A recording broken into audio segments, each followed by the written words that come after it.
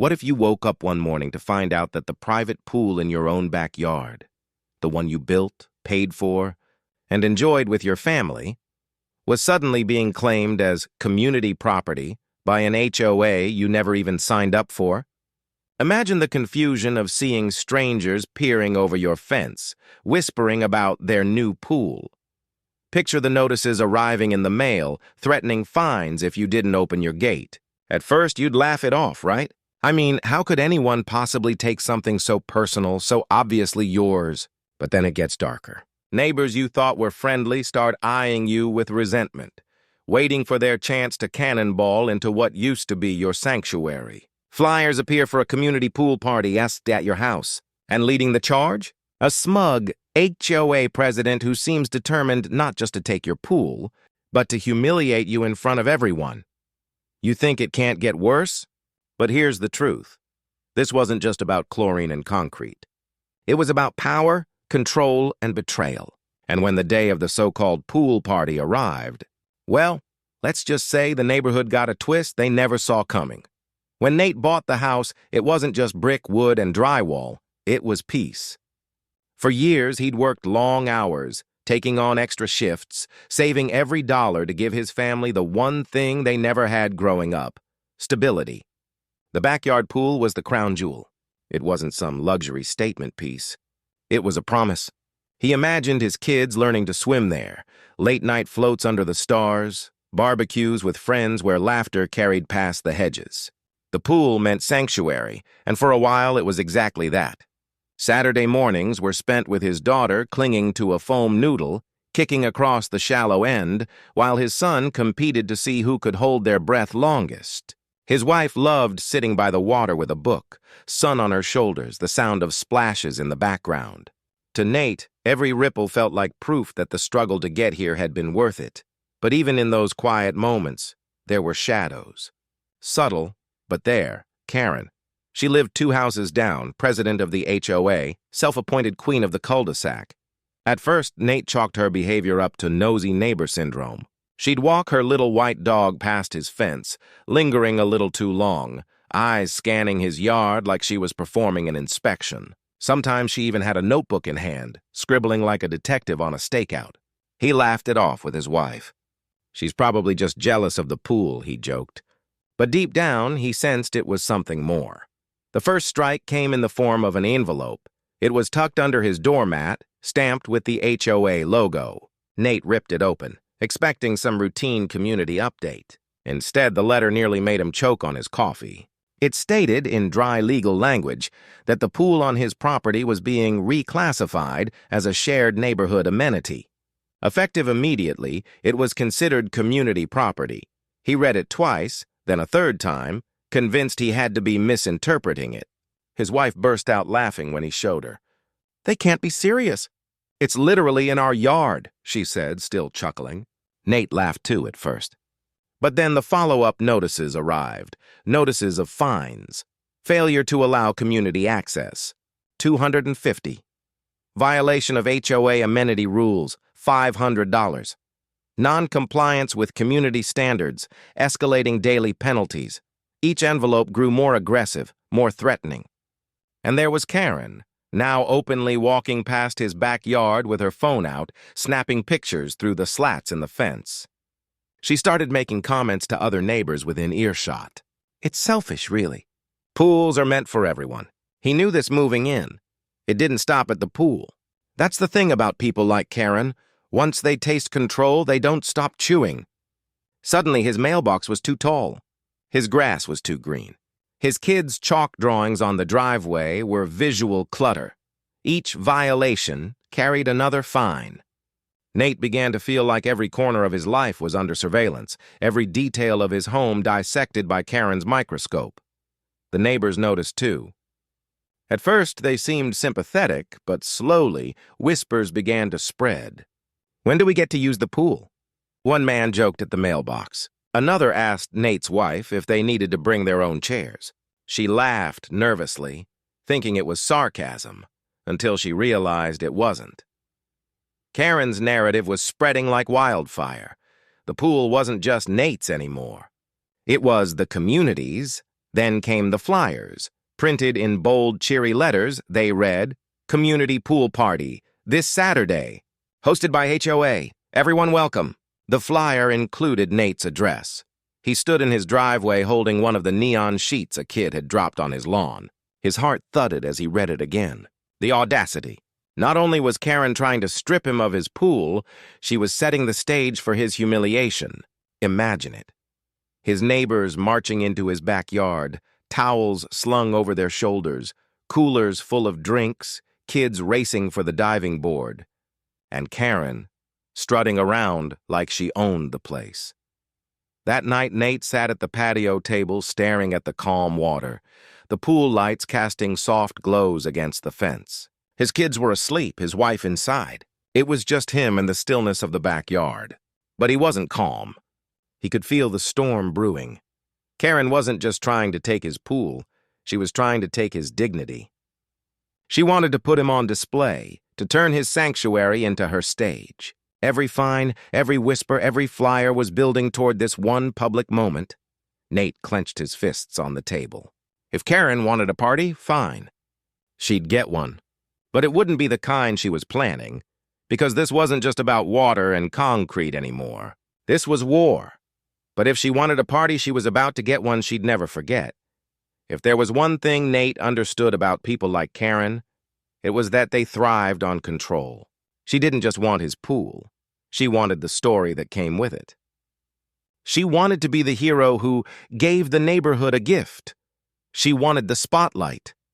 And that's exactly what Nate planned to take from her. He could have fought with lawyers.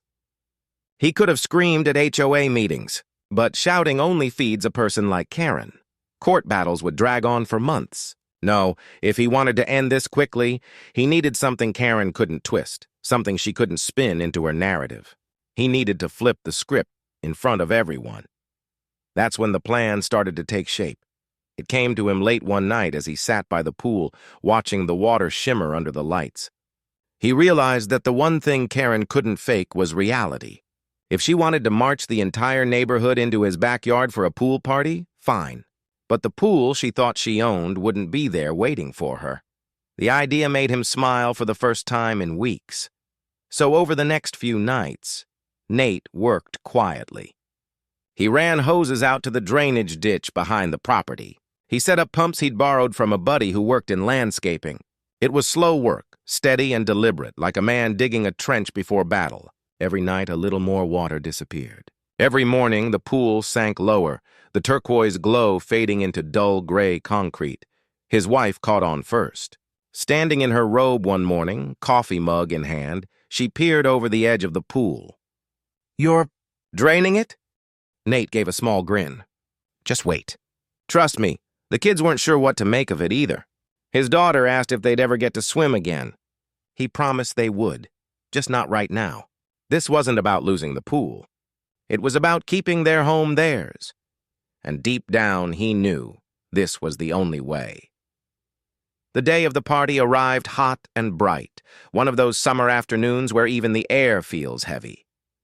By noon, cars began lining the street. SUVs, minivans, even a few pickup trucks. Neighbors spilled out carrying coolers, folding chairs, beach towels. Kids darted ahead in swimsuits, already talking about who would get the diving board first. Karen, of course, was in her element. She stood at the gate in a wide-brimmed sun hat and oversized sunglasses, clipboard in hand, like she was hosting a celebrity charity event instead of trespassing on someone else's property. She greeted each family with a sugary smile, checking off names as if she had some kind of guest list. "Welcome, welcome. The pool's all ready for you," she chirped. "Plenty of space, so make yourselves at home." Inside, Nate's family watched from the kitchen window. His wife squeezed his hand nervously. "Are you sure about this?" He nodded. "Trust me. This is the only language she understands." The crowd grew, laughter and chatter rising. The air was thick with sunscreen and anticipation. Karen strutted around like a queen about to unveil her kingdom. And then, with a dramatic flourish, she threw the backyard gate open. "Enjoy the pool, everyone!" But instead of shimmering blue water, the crowd was met with silence. The kind of silence that only comes when dozens of people inhale at the same time. The pool was gone. What lay before them was nothing more than a drained concrete pit, bone dry under the blazing sun. The once inviting waterline was reduced to faint stains around the edge. A single inflatable float sat stranded on the bare floor, a sad reminder of what used to be there. For a moment, nobody spoke. Then came the gasps, the murmurs. "The outrage! Where's the water?" one kid blurted. "This was supposed to be a pool party," another parent snapped. "Did he drain it on purpose?" someone whispered. All eyes turned to Karen. Her smile faltered. The clipboard dipped slightly in her hand. She stammered, This is sabotage, clearly. He must have done this last night to ruin our event. Don't fall for it. He's just trying to make me look bad." But the neighbors weren't buying it. For weeks, she'd promised them a community pool. She'd handed out flyers, bragged about it at HOA meetings, strutted around like she owned the place. And now, standing in front of a bone-dry pit, it was impossible to ignore the truth. The pool was never hers to give. One father folded his arms, glaring at her. "Wait a second. This isn't a community pool at all, is it?" Another mother chimed in. "You've been lying to us. This is their property." The murmurs swelled into accusations. The crowd began turning, not on Nate, but on Karen. She scrambled to hold control, raising her voice, trying to rally them back. No, you don't understand.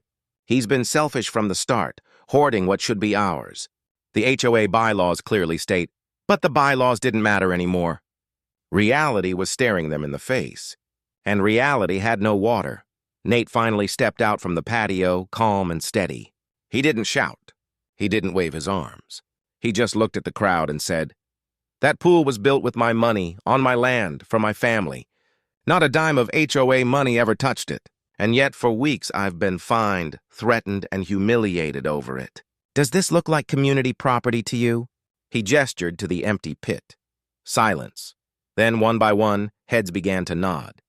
Parents pulled their kids back, muttering under their breath. Some tossed their towels back into their cars. Others looked directly at Karen with open disgust. The queen had lost her crown. By the time the sun dipped low, the street was quiet again. No music, no splashing, no laughter. Just Karen, standing on the curb with her clipboard clutched tight, red-faced and fuming as her guests drove away. Word spread quickly after that. Neighbors who once sided with her began apologizing to Nate. Some admitted they'd felt pressured into going along with her. Others shared their own stories of harassment, petty fines, threats, constant surveillance. It was as if draining the pool had drained their fear too. The HOA's credibility cracked. Parents who once cheered for Karen at meetings stopped showing up. A few even resigned from the board. And when whispers of potential lawsuits began, Karen's empire crumbled faster than she could staple another flyer. For Nate, the victory wasn't about winning back his pool. He could refill it tomorrow, and he would. No, the victory was about proving something deeper, that bullies like Karen only have power when people give it to them. The moment you stand up, the illusion collapses. That night, as he sat again by the pool's edge, now just rough concrete and echoes, Nate allowed himself a smile. His kids sat beside him, swinging their legs over the pit, asking when they could swim again. "Soon," he told them. "But first, I needed to make sure everyone remembered who it belongs to." And in that moment, he knew the battle wasn't about bylaws, or fines, or even water. It was about something much bigger, dignity.